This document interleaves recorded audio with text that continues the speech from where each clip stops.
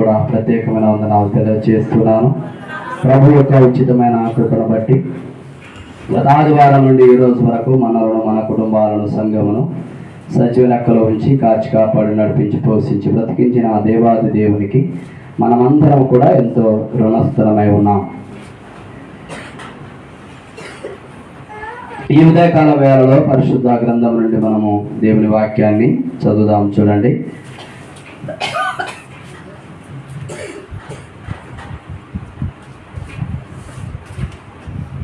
జకర్యా గ్రంథం 2వ అధ్యాయం 10వ వచనాన్ని చదువుదాం.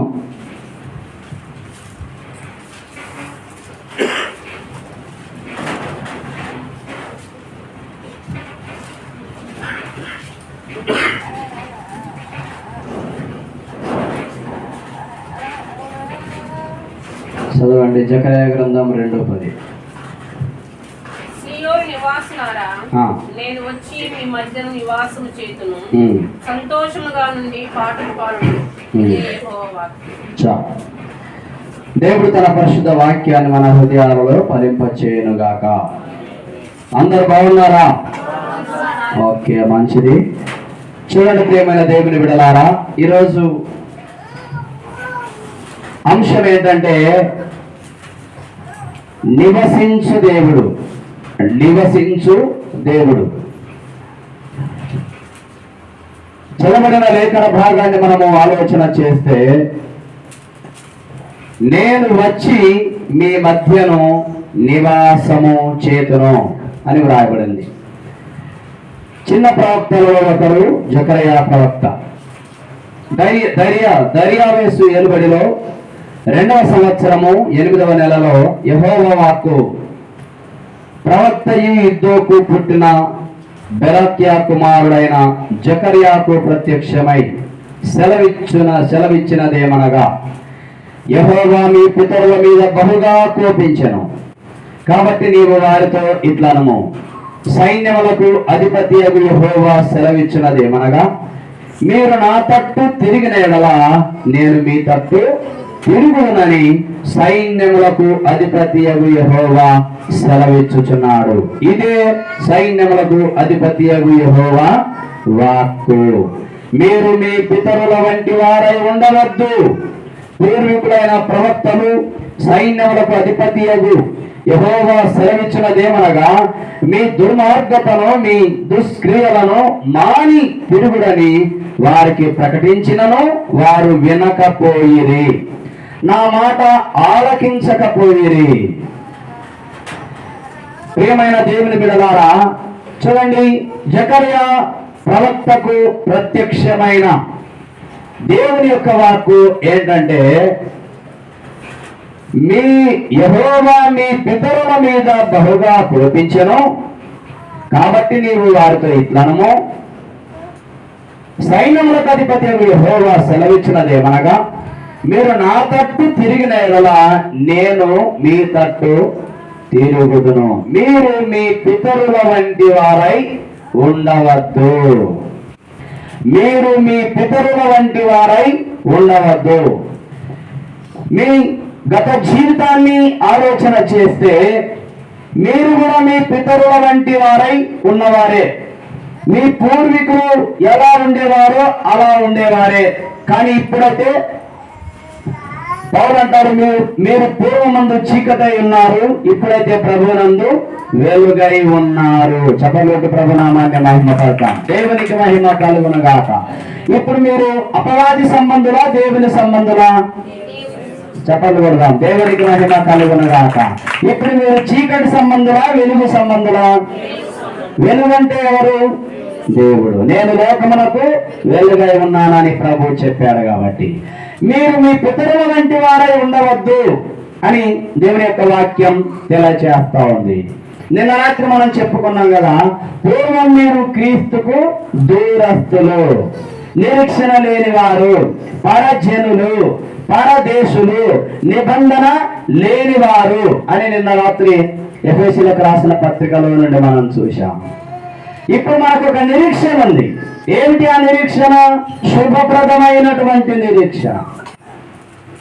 మీ హృదయములను కలవరపడనీయకండి, తండ్రి యందు విశ్వాసం ఉంచండి, నా యందు కూడా విశ్వాసం ఉంచండి. నా తండ్రి ఇంట అనేక నివాసములు ఉన్నాయి, లేని ఎడలో నేను మీతో చెబుతా. నేను వెళ్ళి మీకు స్థలం సిద్ధపరిచి వెళ్ళుచున్నాను. నేను మీ స్థలంలో మీరుండు వాగిన మరలా వచ్చి నేను మిమ్మల్ని తీసుకుని వెళ్తా అని చెప్పాడు ఆయన.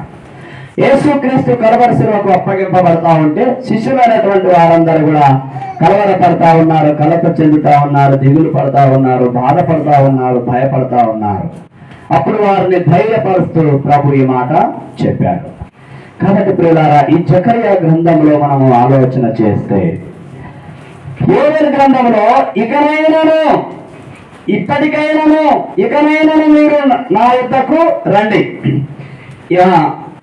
ఇప్పటికైనా మీరు మనస్పూర్వకంగా తిరిగి నా యుద్ధకు రండి అని యోవేలు గ్రంథంలో చూస్తాం. జకర్యా గారు ఏమంటున్నారంటే, మీరు నా తట్టు తిరిగిన యెడల నేను మీ తట్టు తిరుగుదును. దేవునికి మహిమ కలుగునుగాక. దేవుని తట్టు మనము తిరిగితే ఆయన మన తట్టు తిరుగుతాడంట. యెషయా గ్రంథంలో ఒక అద్భుతమైన మాట ఉంది, చూడండి. యెషయా గ్రంథం లేదా సామెతల గ్రంథం మొదటి అధ్యాయం చూద్దాం. సామెతల గ్రంథం మొదటి అధ్యాయం 21 నుంచి చదవండి ఒకసారి. గొప్ప సందడి గల స్థలములో ప్రకటన చేయుచున్నది. 24 చదవండి. నేను పిలువగా మీరు వినకపోతుంది, నా చేయి చాపగా ఎవరు లక్ష్య పెట్టకపోయేది. నేను చెప్పిన బోధ 23 కూడా మనం చూస్తే, నా గద్దింపు విని తిరుగుడి, ఆలకించుడి, నా ఆత్మను మీ మీద కుమ్మరించుదును, నా ఉపదేశమును మీకు తెలిపెదను. నేను పిలువగా మీరు వినకపోతుంది, నా చేయి చాపగా ఎవరునో లక్ష్య పెట్టకపోయిరి. ప్రియమైన దేవుని విడలారా, మరి 27వ వచనం చదవండి ఒకసారి. భయము మీ మీదికి తుఫాను వలె వచ్చినప్పుడు, సుడిగాలి వచ్చినట్లు మీకు అపాయము కలుగునప్పుడు, మీకు కష్టమును దుఃఖమును ప్రాప్తించునప్పుడు నేను అపహాస్యము చేసిదను. అప్పుడు వారు నన్ను గురించి మొరపెట్టెదరు గాని నేను ప్రత్యుత్తరమియ్యకుందును. ఎందుకు మాటలు చదివించానంటే, జకర్యా గారు ఏమంటున్నారంటే, మీరు నా తట్టు తిరుగుడు, నేను మీ తట్టు తిరుగుతా అంటున్నాడు ప్రభు. మరి మనం ప్రభు తట్టు తిరగకుండా ప్రభు మన వైపు తిరగాలంటే అది సమంజసం కా, అది న్యాయం కా. జ్ఞాని అయిన సొలొమోను మహారాజు ఏమంటున్నాడంటే, దేవుడు ఎన్నోసార్లు మిమ్మల్ని పిలిచాడు, ఎన్నోసార్లు మీకు చెప్పాడు, ఎన్నోసార్లు మీకు బోధించాడు, ఎన్నోసార్లు మీకు ఉపదేశం చేశాడు, కానీ మీరు లక్ష్య పెట్టలేదు. నా గద్దింపు విని మీరు నా వైపు తిరగలేదు. అందుకనే మీ మీదికి అపాయము సుడిగాలి వలె వచ్చినప్పుడు, ప్రమాదము వలె వచ్చినప్పుడు నేను నవ్వెదను, అపహాస్యము చేసేదను, లక్ష్య పెట్టక ఉందును. చదవండి సామెతల గ్రంథం మొదటి అధ్యాయంలో 24 నుంచి చూస్తే, నేను చెప్పిన బోధ ఏమీ మీరు వినక త్రోసివేసిరి, నేను గద్దింపగా లోపడకపోతుంది, కాబట్టి మీకు అపాయము కలుగునప్పుడు నేను నవ్వెదను, మీకు భయము వచ్చినప్పుడు నేను అపహాస్యము చేసేదను. భయము మీ మీదికి తుఫాను వలె వచ్చినప్పుడు, సుడిగాలి వచ్చినట్లు మీకు అపాయము కలుగునప్పుడు, మీకు కష్టమును దుఃఖమును ప్రాప్తించినప్పుడు నేను మీరు మీ పితరుల వంటి వారై ఉండవద్దండి అని ఖరఖండిగా దేవుడు చెబుతా ఉన్నాడు, ఖండితంగా ఆజ్ఞాపిస్తా ఉన్నాడు. మీరు మీ పితరుల వంటి వారై ఉండొద్దండి అంటే, మీ పూర్వీకులు ఎలా ప్రవర్తించారో, మీ పూర్వీకులు ఏ దేవుణ్ణి ఆరాధించారో, మీ పూర్వీకులు దేనికి మొక్కారో, మీ పూర్వీకులు ఏ ఆచారాలను ఆచరించారో, మీ పూర్వీకులు ఎలాంటి సహవాసాన్ని కలిగి ఉన్నారో అది మీరు చేయకండి, మీరు నా తట్టు తిరగండి. దేవునికి మహిమ కలుగునగాక. ప్రియమైన దేవుని బిడ్డలారా, అక్రమము విస్తరించుట చేత అంత్య దినాలలో అనేకుల ప్రేమ చల్లారునని దేవుని వాక్యంలో వ్రాయబడింది. లోకంలో ఎక్కడ చూసినా, ఏ కుటుంబంలో చూసినా దేవునికి స్థలం లేదు, దేవునికి చోటు లేదు, దేవుని భయం లేదు, దేవుని ఎడల భక్తి కనపడడం లేదు. ఎక్కడ చూసినా కూడా ఇష్టానుసారమైనటువంటి జీవితం, లోబడినటువంటి జీవితం. దేవుని మాట విననల్లని స్వభావం. అందుకనే జ్ఞానైన సొలొమోను మహారాజు, నేను పిలువగా ఎవరు మీరు వినకపోతే. ఇర్మియా గ్రంథం 6:25 చదవండి ఒకసారి. ఇర్మియా గ్రంథం 6:25, 6:10 లేదా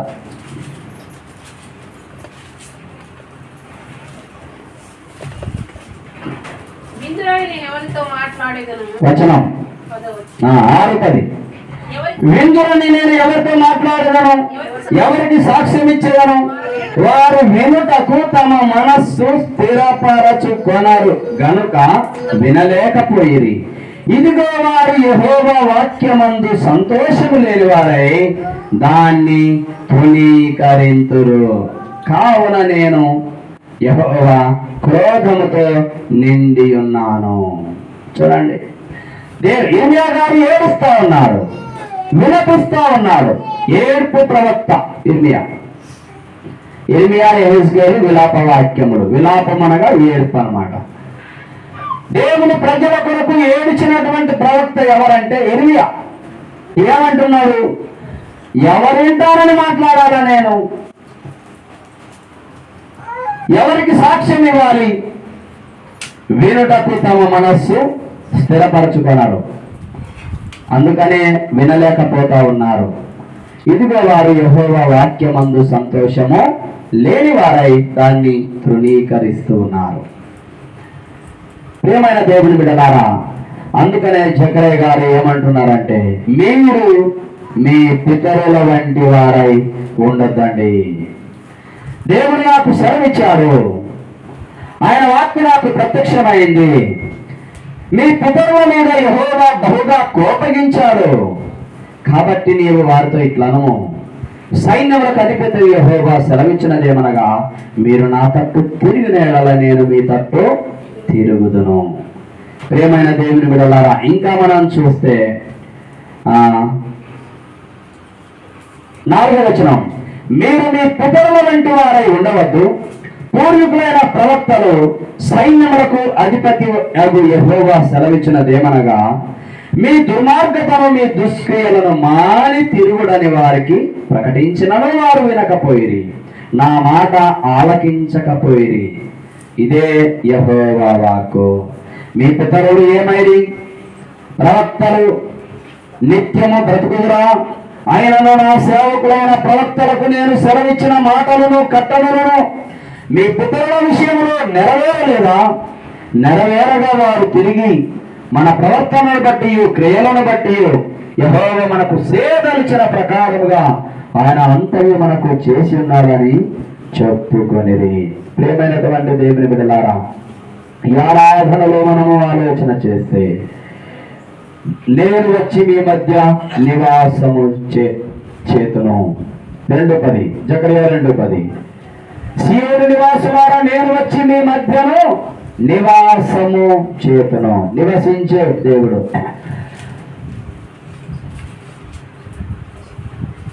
నేను వచ్చి మీ మధ్య నివాసము చేతును అంటున్నాడు ఆయన. ఎందుకు? పరలోకంలో ఆయనకు స్థలం లేదా? పరలోకంలో ఆయనకు చోటు లేదా? ఎందుకు ఆయన మన మధ్యలో వచ్చి మన మధ్యలో నివాసం చేయాలని ఎందుకు ఆయన కోరుతా ఉన్నాడు? అందుకనే ఇశ్రాయేలీయుల కాలంలో దేవుడు దైవజనుడైన మోషే ద్వారా ఏం చెప్పాడంటే, నేను మీ మధ్యకు వచ్చి నేను సంచరిస్తా, నివాసం చేస్తా, మీరు నా కొరకు పరిశుద్ధ స్థలమును ఏర్పాటు చేయండి, మీరు నాకు ఒక స్థలమును ఏర్పాటు చేయండి, నేను మీ మధ్యలో వచ్చి నివాసం చేస్తా, సంచరిస్తా, నివసిస్తా అని చెప్పాడు. క్రొత్త నిబంధనకు వచ్చేసరికి ప్రియులారా, మీ హృదయం దేవుని ఆలయమై ఉన్నదనియో ఆయన మీలో నివసించుచున్నాడనియో మీరు ఎరుగరా అని చెబుతా ఉన్నాడు పౌలు భక్తుల ద్వారా. జకర్యా ప్రవక్త ఏమంటున్నాడంటే, నేను వచ్చి మీ మధ్య నివాసము చేతును. కాబట్టి ప్రియమైన దేవుని బిడ్డలారా, ఆయన మన మధ్యకు వచ్చి నివాసము చేయాలి అని అంటే మనం ఎలా జీవించాలి, ఏం చేయాలి అనేది ప్రియమైన దేవుని బిడ్డలారా మనము ఆలోచన చేయాలి. ఆయనకు మనం చోటు ఇవ్వాలి. ప్రకటన గ్రంథంలో 3:21 రాయబడింది, ఇదిగో నేను తలుపు వద్ద నిలుచుండి తట్టుచున్నాను, ఎవరైనా నా స్వరము విని తలుపు తీసిన నేను వారిలోనికి వస్తా, వారి మధ్యలో చదవండి ఒకసారి. ప్రకటన గ్రంథం 3:21. నేను జయించిన 3:20. ఇదిగో నేను తలుపు వద్ద నిలుచుండి తట్టుచున్నాను. ఎవడైనా నా స్వరం విని తలుపు తీసిన ఎడల నేను అతని యొద్దకు వచ్చి అతనితో నేనును నాతో కూడా అతను భోజనం చేయుదును. చూడండి, అతనితో నేనును నాతో కూడా ఆయన అతను కలిసి భోజనం చేస్తామని ప్రభు తెలియజేస్తా ఉన్నాడు. కాబట్టి ఈ మధ్యాహ్న వేళలో దేవుని వాక్యాన్ని మనము ఆలోచన చేస్తే, మీరు నా తట్టు తిరుగుడు, నేను మీ తట్టు తిరుగుదా. మీ పితరులు వినలేదు, ఆలకించలేదు, గ్రహించలేదు. అలాగా మీరు ఉండొద్దండి, మీరు నా వైపు తిరగండి అని. ప్రియమైన దేవుని బిడ్డలారా, ఈ జకర్యా గ్రంథాన్ని అంతా కూడా మనము ఆలోచన చేస్తే తిరుగుడి, చూడుడి, మరి ఇలాంటి మాటల్లో మనం ఎక్కువగా చూస్తాం. 3వ అధ్యాయం 9వ వచనం చదవండి ఒకసారి. యెహోషువ ఎదుట నేనుంచిన రాతిని తేరి చూడుడి అనే మాట మనం చూస్తా ఉన్నాం. 12వ వచనాన్ని మనం చూస్తే, లేదా 11:12 చూడగలిగితే 2:11లో, ఆ దినమున అన్యజనులు అనేకులు యెహోవాను హత్తుకొని నా జనులగుదురు, నేను మీ మధ్య నివాసము చేతును. దేవునికి మహిమ కలుగును గాక. అప్పుడు యెహోవా నన్ను మీ యుద్ధకు పంపి ఉన్నాడని మీరు తెలిసికొందురు. మరియు తనకు స్వాస్థ్యమని యెహోవా ప్రతిష్ఠితమైన దేశములో యూదాను స్వతంత్రించుకొను, యెరూషలేమును ఆయన ఇకను కోరుకొనును.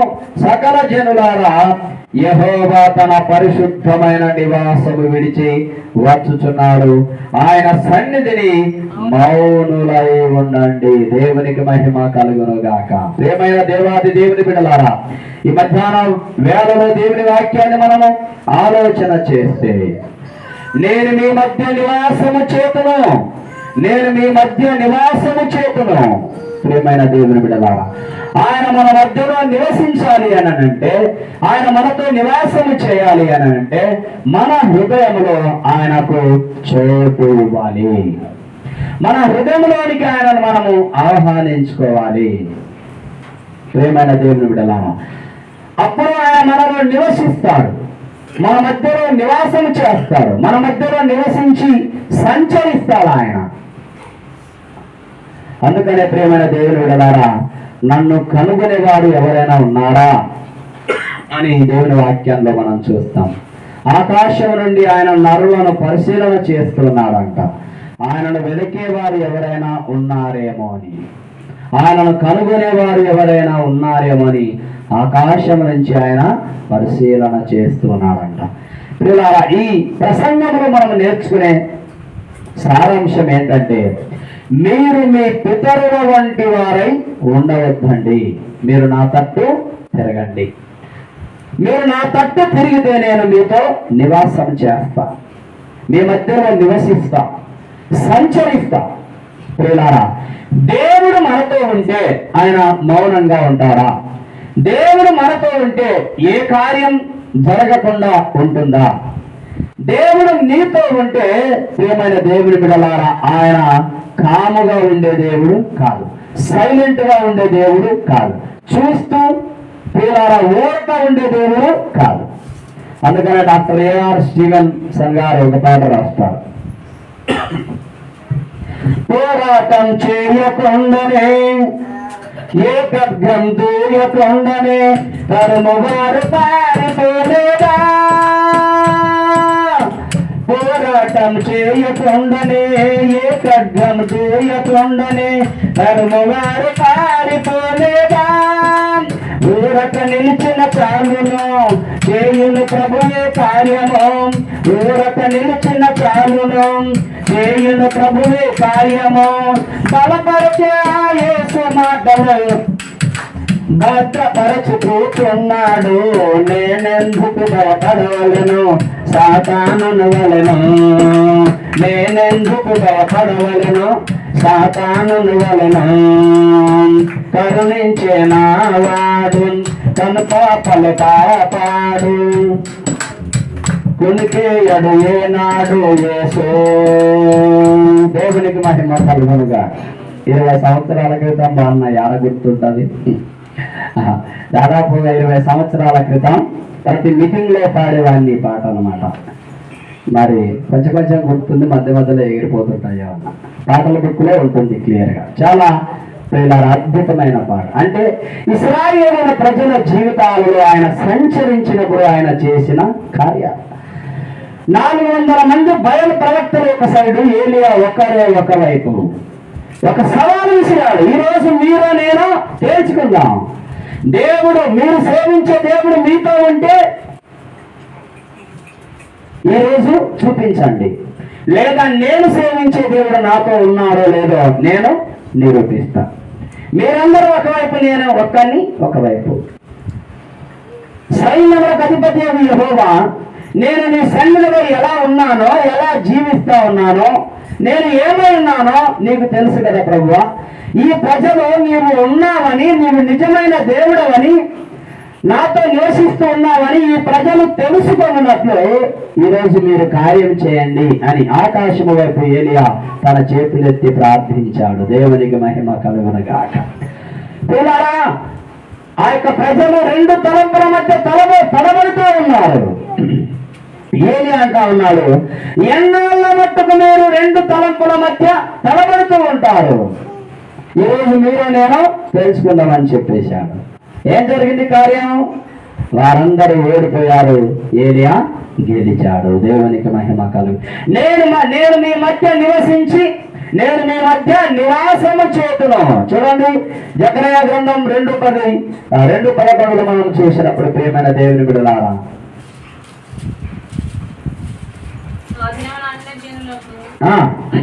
అనేకులు యెహోవాను హత్తుకొని నాకు జనులగుదురు, నేను మీ మధ్య నివాసము చేతును. దేవునికి మహిమ కలుగునుగాక. ప్రియమైన దేవుని బిడ్డలారా, యెహోషువ కాలంలో కూడా మనం చూస్తాం. ఎరుకో పట్టణం కొరకు ప్రార్థన చేస్తున్నారు. ప్రభువా, ఈ ఎరుకో పట్టణాన్ని నాకు అప్పగించు అని దేవుడు చెప్పాడు. 7 రోజులు మీరు ప్రతి రోజుకి ఒకసారి 7 రోజులు 7 మార్లు తిరగండి. 7వ రోజు 7 మార్లు తిరగండి, ఆ పట్టణాన్ని నేను మీకు అప్పగిస్తానని. నేను మీ మధ్య నివాసము చేతును. దేవుడు మన మధ్యలో నివాసము చేస్తే ఆయన కార్యాలు చేయకుండా మౌనముగా ఉండే దేవుడు కాదు. ఎక్కడ ఆయన నివాసం చేస్తాడో అక్కడ కార్యాలు జరుగుతాయి. ఎక్కడ ఆయన ఉంటాడో అక్కడ అద్భుతాలు జరుగుతాయి. ఆయన ఎక్కడ ఉంటాడో అక్కడ ఆశ్చర్య కార్యాలు జరుగుతాయి. ఆయన ఎక్కడ ఉంటాడో అక్కడ దయ్యాలు పారిపోతాయి. ఆయన ఎక్కడ ఉంటాడో అక్కడ సాతాను కట్లు పంపబడతాయి. ఆయన ఎక్కడ ఉంటాడో అక్కడ బంధకాలు ఊడిపోతాయి. దేవునికి మహిమ కలుగునుగాక. ఎక్కడ ఉన్నాడు ఆయన? దావీదు అంటాడు కదా, ఆకాశంలోకి ఎక్కితే అక్కడ నీవు ఉన్నావు, భూమి మీదకి ఎక్కితే అక్కడ నీవు ఉన్నావు, తూర్పుకి వెళ్తే తూర్పున ఉన్నావు, పడమరికి వెళ్తే పడమలో ఉన్నావు, ఉత్తరానికి వెళ్తే ఉత్తరాన ఉన్నావు, దక్షిణానికి వెళ్తే దక్షిణాన ఉన్నావు.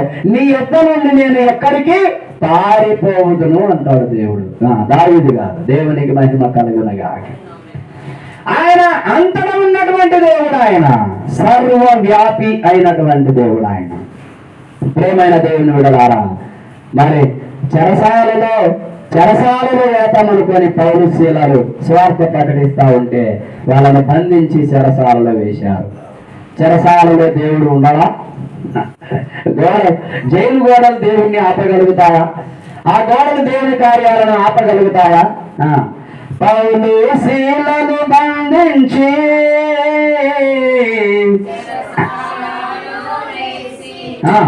సంఘము ప్రార్థించగా చెరసాల దగ్గలాయే. సంఘము ప్రార్థించగా చెరసాల దగ్గలాయే. దేవునికి మహిమ కలుగునుగాక. నేనేమనుకున్నారంటే వీళ్ళని బయట వదిలిపెడితే వీళ్ళది ఎక్కువైపోయింది, బోధించడము, ప్రకటించడము, సువార్త ప్రకటించడము, వీళ్ళని పట్టకపోయి చెరసాలలో వేద్దాం అనుకున్నారు. అక్కడ వీళ్ళు ఏమైనా ఊరిక ఉన్నారా? పాటలతో ప్రార్థన చేస్తా ఉన్నారు, స్తుతిస్తా ఉన్నారు. ఏమైపోయింది? చెరసాల బ్రద్దలైపోయింది. కారణం ఏంటంటే ఎవరినైతే వీళ్ళను బంధించి చెరసాలలో వేశారో వారితో దేవాది దేవుడు నివాసం చేస్తూ ఉన్నాడు. చెప్పండి ప్రభునామాన్ని మహిమపడదాం. నీవు ఎక్కడికి వెళ్ళినా ఆయన నీతో ఉండే దేవుడు.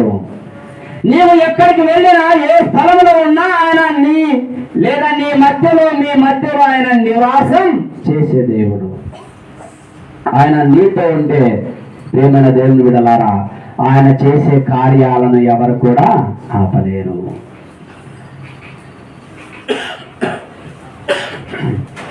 శద్రకు మెషకు అబద్ధంగా అగ్నిగుండంలో పడవేశారు. రాజాజ్ఞను వారు ధిక్కరించాలని, రాజాజ్ఞ అతిక్రమించాలని, లోబడలేదని, ప్రతిమకు మ్రొక్కలేదని. దానియేలు అంటారు కదా, నేను సేవించే దేవుడు ఈ అగ్నిగుండము నుండి తప్పించగలడానికి సమర్థుడు. దేవునికి మహిమ కలుగునుక. ఒకవేళ రక్షించకపోయినా సరే మేము నీవు నిలబెట్టించిన ప్రతిమకు మాత్రం నెబుకద్నెజరు పేరు పెట్టి చెబుతా ఉన్నారు. 120 సంస్థానాలకు అధిపతి. ప్రియమైన దేవుని బిడ్డలారా, ఆ బబులోను సంస్థానానికి హెడ్. ఆయన చెప్పిందే శాసనం, ఆయన చెప్పిందే వేదం, ఆయన చెప్పిన మాట విననులకు శిక్ష అగ్నిగుండం. ఇలాంటి లేదా సింహాల బోనులో పడవేయడం, ఇలాంటి శిక్షలకు ప్రియులార వారు భయపడలేదు. కారణం ఏంటంటే మేము సేవిస్తున్న దేవుడు, మేము ప్రార్థిస్తున్న దేవుడు, మేము ఆరాధిస్తున్న దేవుడు ఆయన మాతో ఉన్నాడనే నిరీక్షణ వారికి ఉంది. ప్రియులారా, 3 అగ్నిగుండంలో పడవేశారు. 4వ వ్యక్తి వీళ్ళకి కనబడతా ఉన్నారు. దేవునికి మహిమ కలుగునుగా. ఎవరు ఆ 4వ వ్యక్తి అంటే దేవుని దూత. కారణం ఏంటంటే ప్రభు చెప్పాడు కదా, నేను దహించు అగ్ని అయి ఉన్నాను.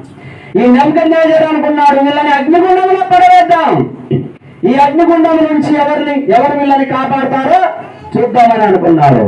కానీ దేవుడు చెప్పిన మాట వీళ్ళకి గుర్తులేదేమో. నేను దహించు అగ్ని అయి ఉన్నానని, ఆయననే దహించు అగ్ని. ఈ లోక సంబంధమైన అగ్ని ఆ అగ్ని ముందు నిలబడలేదు, ఏమీ చేయలేదు. ప్రియులారా, ఆ ముగ్గురు వ్యక్తులకు ప్రియులారా ఒక దూత కాపలా ఉండి వారిని ఆ అగ్ని జ్వాలను ఏమి చేయకుండా వారిని కాపాడింది. దేవునికి మహిమ కలుగునుగాక. ప్రేమైనటువంటి దేవుని బిడ్డలారా, ఈ మధ్యాహ్న వేళలో దేవుడు మీతో నివాసం చేస్తే దేవుడు చేసే కార్యాలు ఎవరు కూడా ఆపలేరు. ఆయన సాహస కార్యాలను చేసే దేవుడు, అద్భుత కార్యాలను చేసే దేవుడు, ఆశ్చర్య కార్యాలను చేసే దేవుడు, సూచక క్రియలను చేసే దేవుడు, మహత్కార్యాలను చేసే దేవుడు. ప్రియమైన దేవుని బిడ్డలారా, ఒకసారి యేసు ప్రభువు మరి ఆయనతో పాటు శిష్యులు ఒక దోణిలో ప్రయాణం చేస్తా ఉన్నారు. చూడండి, మార్కు సువార్త 4వ అధ్యాయం 35 నుంచి కొన్ని వచనాలు చూడండి. ఆ దినమే సాయంకాలమైనప్పుడు ఆయన అవతలకి పోదమని జనులను పంపివేసి